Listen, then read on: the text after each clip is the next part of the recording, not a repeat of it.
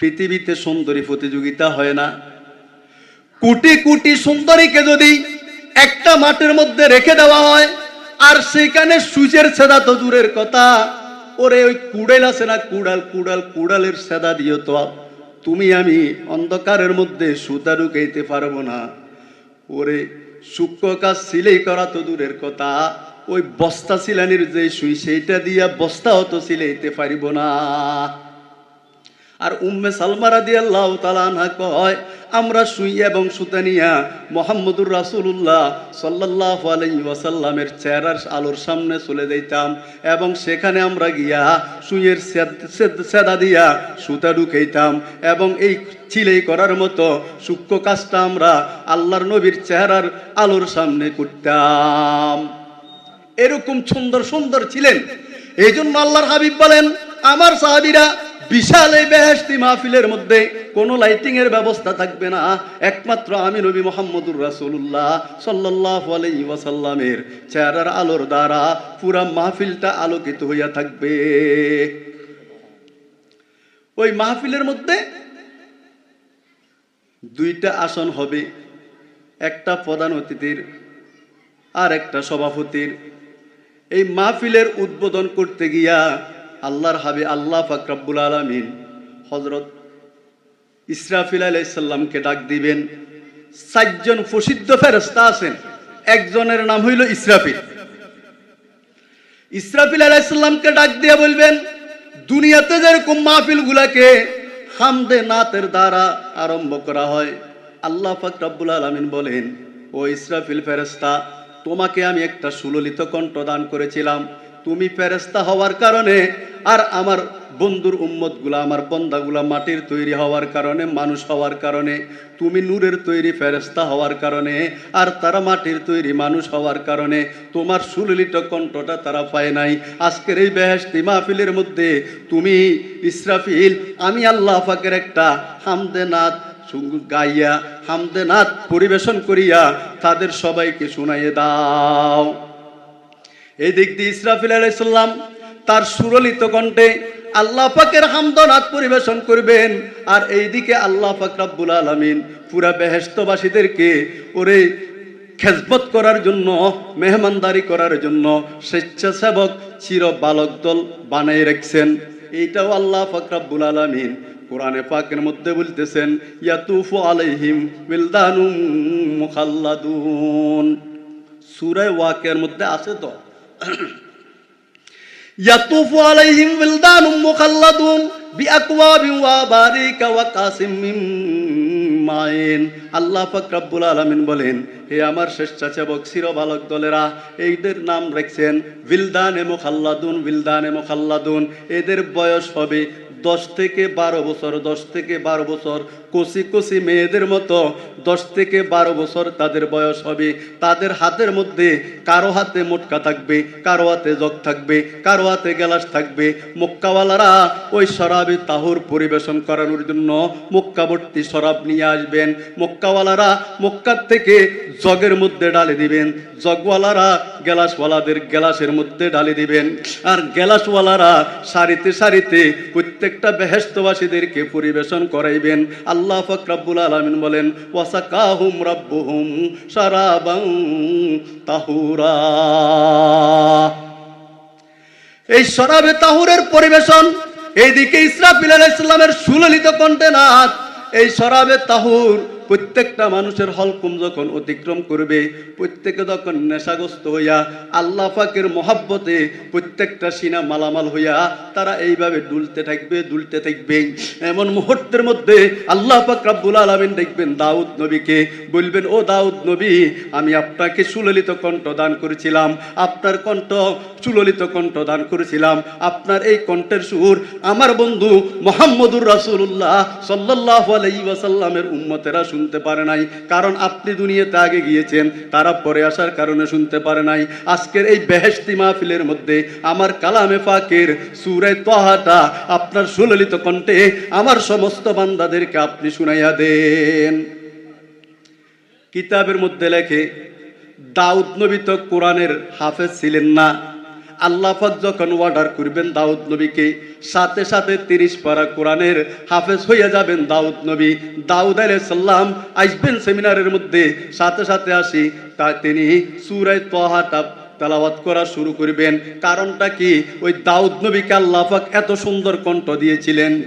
দাউদ আলাইহিস সালাম যখন তার জমানায় আল্লাহ নামের জিকির টান দিত, জঙ্গলার মধ্যে যখন টান দিত, ওই হিংস্র প্রাণীগুলা চতুর্দিকে ঘুরিয়া ঘুরিয়া ঘুরিয়া ঘুরিয়া তার সুললিত কণ্ঠে আল্লাহ নামের জিকিরটা শুনত। যখন সমুদ্রের পাশে গিয়া দাউদ নবী আল্লাহ নামের জিকির করত, তখন সমুদ্রের মাছগুলা একেবারে কিনারে আসি আল্লাহ নামের জিকির দাউদ নবীর সুললিত কণ্ঠে শুনত। যখন ঘরের মধ্যে বসি দাউদ নবী আল্লাহর নামের জিকির করত, তখন উড়ন্ত পাখিগুলা দাউদ আলাইহিস সালামের ঘরের উপর আসি বসতো এবং আল্লাহ নামের জিকির ওই সুললিত কণ্ঠে শুনত। আল্লাহ পাক রব্বুল আলামিন বলেন, ও দাউদ নবী, আপনাকে আমি সুললিত কণ্ঠ দান করেছি, আমার নবীর উম্মতেরা তো শুনতে পারে নাই। আজকের এই বেহেশতি মাহফিলের মধ্যে আপনি আমার কালামে পাকের সূরা তাহাটা একটু তেলাওয়াত করেন, আর আমার বন্ধুর উম্মতদেরকে আপনার সুললিত কণ্ঠটা একটু শুনাইয়া দেন। সুরের পাগল দেখেন না সুরের পাগল টান দে 13 মাইল পর্যন্ত ব্যাগ ফাড়াই ফেলায়। এই সুরের পাগল তো আমরা দেশ দুনিয়াতেও আখিরাতেও সুরের পাগল। এই জন্য দাউদ নবীর সুর আমরা তো শুনি নেই, এই জন্য আল্লাহ পাক ওই বেহেশতি মাহফিলে কালামে পাকের সূরা তাহাটা দাউদ নবীর জবানে আমাদেরকে শুনাইবেন। দাউদ আলাইহিস সালাম যখন তেলাওয়াত করবেন, আল্লাহ পাক রব্বুল আলামিন আল্লাহর বন্ধু আমাদের নবী মুহাম্মদুর রাসূলুল্লাহ সাল্লাল্লাহু আলাইহি ওয়াসাল্লামের দিকে একটু দৃষ্টিপাত করবেন। দৃষ্টিপাত করে বলবেন, বন্ধু আমার কালামে পাকের জন্য দাউদ নবী মাথা ফাটায় নাই, আমার কালামে পাকের জন্য দাউদ নবী রক্ত জড়ায় নাই, আমার কালামে পাকের জন্য দাউদ নবী তায়েফের ময়দানে রক্তাক্ত হয় নাই, আমার কালামে পাকের জন্য দাউদ নবী মাতৃভূমি ছাড়ে নাই। ও আমার বন্ধু, আপনার মুখে যেরকম শোভা পাবে আর কারো মুখে শোভা পাবে না। আপনাকে যে আমি আপনার নামে একটা সূরা নাযিল করলাম, ওই সূরাটা আজকের এই বেহেশতি মাহফিলে আপনি সবাইকে তেলাওয়াত করে শুনান। আমাদের নবীর 100টা নাম আছে। আমাদের নবীর কয়টা নাম আছে? সবাই বলেন কত নাম? একটা নাম হইল ইয়াসিন। আমাদের নবীর একটা নাম হইল ইয়াসিন। ইয়াসিন এটা দামি নাম।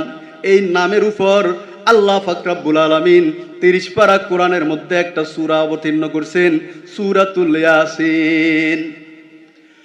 লিকুল্লি শাইইন কলবুন ওয়া কলবুল কোরআনে সূরাতুল ইয়াসিন। আল্লাহর হাবিব বলেন, প্রত্যেকটা জিনিসের একটা কলব আছে, হাড় আছে, রাজধানী আছে। প্রত্যেকটা কলবে, প্রত্যেকটা জিনিসের একটা রাজধানী আছে, কলব আছে, হাড় আছে। আর পুরা 30 পারা কোরআন শরীফের কলব হইল, রাজধানী হইল সূরা ইয়াসিন। আমাদের নবীর নামে নাযিল করা সূরা। আল্লাহ পাক রব্বুল আলামিন বলবেন, বন্ধু আমার, আপনার নামে নাযিল করা সূরা ইয়াসিনটা আজকের এই বেহেশতি মাহফিলের মধ্যে আপনি একটু তেলাওয়াত করে শুনান।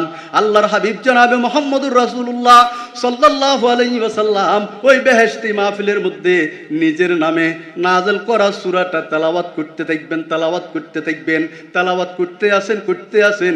এমন মুহূর্তের মধ্যে আল্লাহ পাক রব্বুল আলামিন বলবেন, ও আমার বান্দারা শুনে রাখো, আমার কোরআন শরীফ এটা আমার কিতাব, আমার কালাম। আমি যেরকম সুন্দরভাবে তেলাওয়াত করতে পারবো আর কেউ এটা তেলাওয়াত করতে পারবে না। তোমরা আমার নামে নাযিল করা একটা সূরা তোমাদের 30 পারা কোরআনের মধ্যে আছে। লিকুল্লি শাইইন জিনাতুন ওয়া জিনাতুল কোরআনে সূরাতুর রহমান। আল্লাহর হাবিব বলেন, মহিলাদের জন্য সৌন্দর্য শোভনীয় হইল যেরকম অলংকার, আর কোরআন শরীফের শোভনীয় সৌন্দর্য সূরা হইল সূরা রহমান।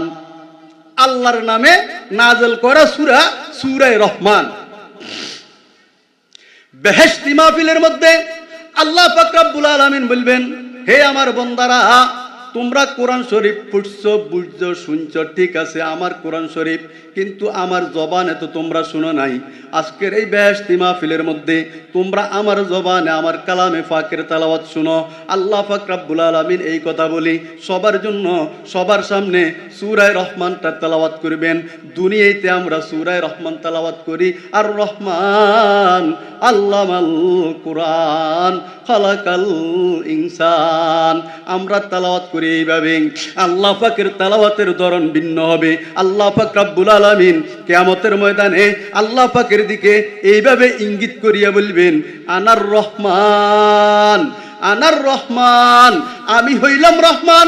রহমান রহমান দুনিয়াতে করেছ, রহমানকে কখনো দেখো নাই, আজকে আর রহমানের দিকে তাকাও, মন ভরিয়া আমি রহমানের তেলাওয়াত শুনো এবং আমার দিকে দেখতে থাকো। এই বেহেশতি মাহফিল, এই কি ভাই বেহেশতি মাহফিল। তাহলে বেহেশতি মাহফিল যেটা হবে এইটা কি ছোট মোটো হবে না বড় হবে? এই মাহফিলের মধ্যে দুইটা চেয়ারের পরে আর মানুষ বসতে পারতেছে না। আর বেহেশতি মাহফিলে শুধু স্টেজের মধ্যে থাকবেন ১৬ লক্ষ নবী রাসূল। তাহলে এই মাহফিলগুলা দামি না পলিটিক্স রাজনৈতিক মাহফিলগুলা দামি? এখানে আসতে পারি আমরা লাভবান হইলাম না ক্ষতিগ্রস্ত হইলাম? তাহলে যে কোথাও মাহফিল আশেপাশে যদি হয় সবাই এটাকে মূল্যায়ন করি, যাইবেন তো ইনশাআল্লাহ? সবাই যাইবেন তো?